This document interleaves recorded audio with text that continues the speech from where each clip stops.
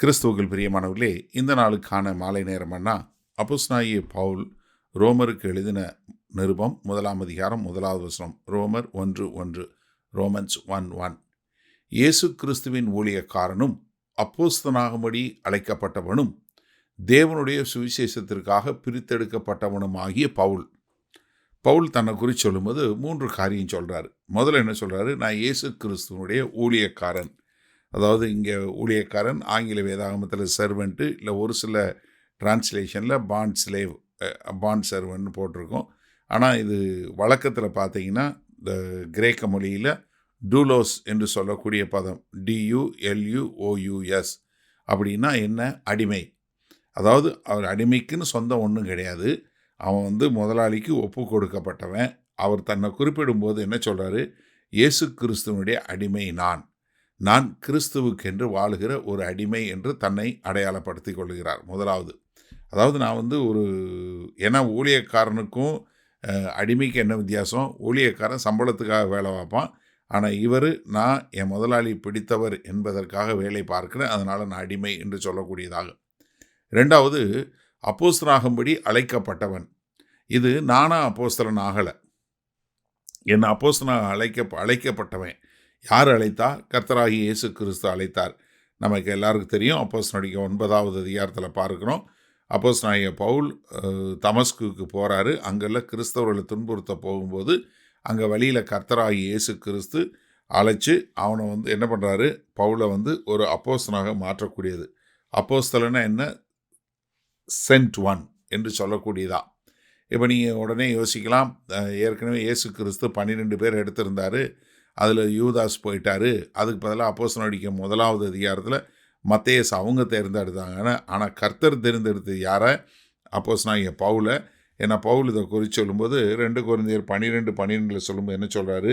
அப்போஸ்தலனுக்குரிய அடையாளங்கள் எல்லா விதமான பொறுமையோடும் அதிசயங்களோடும் அற்புதங்களோடும் வல்லமைகளோடும் உங்களுக்குள் நடப்பிக்கப்பட்டதே. அப்போ என்ன?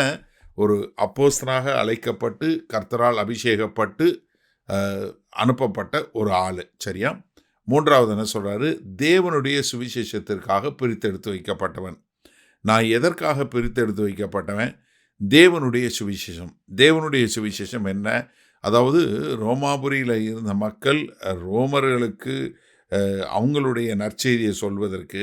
ஆனால் நான் யாருடைய நற்செய்தி? காஸ்பல் இல்லை சுவிசேஷம் என்பது என்ன? நல்ல செய்தி. நாங்கள் எந்த நல்ல செய்தி? தேவனுடைய நல்ல செய்தி. பாவிகளாய் இருக்கிற நீங்கள் ஒரு பரிசுத்த தேவனோடு சேர்ந்து வாழ முடியும் கர்த்தராகிய இயேசு கிறிஸ்து மூலமாய் என்று அந்த நற்செய்தியை சொல்வதற்காக என்னை மற்றவர்களிடமிருந்து என்னுடைய காரியங்களிலிருந்து பிரித்தெடுத்து வைக்கப்பட்டவன் என்று சொல்லக்கூடிய ஒரு காரியம். அப்போ அப்போஸ்தலனாகிய பவுல் தன்னை குறித்து சொல்லும் என்ன சொல்கிறாரு? முதலாவது, நான் இயேசு கிறிஸ்துவுக்கு அடிமை, நான் அப்போஸ்தலனாக அழைக்கப்பட்டவன். மூன்றாவதாக சுவிசேஷத்திற்காக பிரித்தெடுத்து வைக்கப்பட்டவன். சரி, இந்த நாளில் இந்த வசனத்தை நம்ம எப்படி எடுத்துக்கொள்வது? இந்த ரோமர் சுவிசேஷத்தை எப்படி இந்த ரோமர் நிருபத்தை எப்படி வாசிப்பது என்பதை குறித்து நம்ம விளக்கமாக ஒரு வீடியோ யூடியூப்பில் வீடியோவிலே இருக்குது, நம்ம சேனல்லே இருக்குது, அதனோட நோட்ஸும் இருக்குது. ஏன்னா ரோமரில் எழுதப்படாத நிறைய காரியங்கள் இருக்குது. அதனால் ரோமர் முழுமையான ஒரு காரியம் இல்லை. அப்போ ரோமாபுரியில் இருக்கிற ஒரு சபைக்கு எழுதப்பட்ட கடிதத்தில் எழுதும்போது தன்னை அடையாளப்படுத்தி கொள்ளும்போது எப்படி அடையாளப்படுத்துகிறாரு? முதலாவது, நான் இயேசு கிறிஸ்துவுக்கு அடிமை. இந்த ஒரு மனத்தாழ்மை இன்றைக்கு ஊழியம் செய்கிற எல்லாருக்குள்ளேயும் வர வேண்டும்.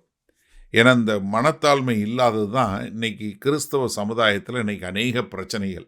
எல்லாரும் தங்களை அப்போஸ்தலர் பெரிய ஆளுங்க இப்படின்னு சொல்கிறாங்களே வெளிய அவர்களிடம் கர்த்தராகிய இயேசு கிறிஸ்துவிடமோ இல்லை அப்போஸ்தலனாகிய பவுலிடமோ இருந்த மனத்தாழ்மை இல்லை. பவுல் என்ன எழுதுகிறாரு? நான் இயேசு கிறிஸ்துவுக்கு அடிமை என்று சொல்லக்கூடியதாக. இரண்டாவது, நான் அழைக்கப்பட்டவன், நானாக போகலை. இன்றைக்கு அநேகர் என்ன? கர்த்தர் ஆபிரகாம் அழைச்சாரு, லோத்து கூட போனார். அந்த மாதிரி வந்தவங்க தான் நிறையா இருக்கிறாங்க. அழைக்கப்பட்டவர்களாய் தேவனுடைய காரியத்திற்கென்று அவர்கள் தேவனால் அழைக்கப்பட்டவர்களாய் இருக்க வேண்டும். இப்போ அந்த செய்தியை கேட்டுக்கொண்டிருக்கிற நீங்களும் நானும் சுவிசேஷ ஊழியத்தை செய்வதற்கு அழைக்கப்பட்டவர்கள் என்பதில் அந்த மாறுபாடான கருத்தும் கிடையாது. அடுத்து என்ன? தேவனுடைய சுவிசேஷத்திற்கென்று பிரித்தெடுத்து வைக்கப்பட்டவன். என்னுடைய வாழ்க்கையில் என்னுடைய பிரதானமான குறிக்கோள் என்ன? தேவனுடைய சுவிசேஷத்தை மற்றவர்களுக்கு சொல்ல வேண்டும். அதற்கென்றே நான் பிரித்தெடுத்து வைக்கப்பட்டவன். என்னுடைய சுய லாபத்திற்காகவோ என்னுடைய காரியங்களுக்காக அல்ல, தேவனுடைய ராஜ்யத்தினுடைய சுவிசேஷத்தை சொல்வதற்காகத்தான் என்னை கர்த்தர் பிரித்தெடுத்திருக்கிறார் என்று சொல்லக்கூடியதா. அப்போ இந்த நாளில் அந்த செய்தியை கேட்டுக்கொண்டிருக்கிற நீங்கள் ஒரு மனத்தாழ்மையோடு தேவனுடைய ஊழியத்தை, தேவனுக்கென்று பிரித்தெடுத்து வைக்கப்பட்ட மக்களாய் அந்த ஊழியத்தை செய்வதற்கு உங்களை ஒப்பு கொடுப்பீங்களா?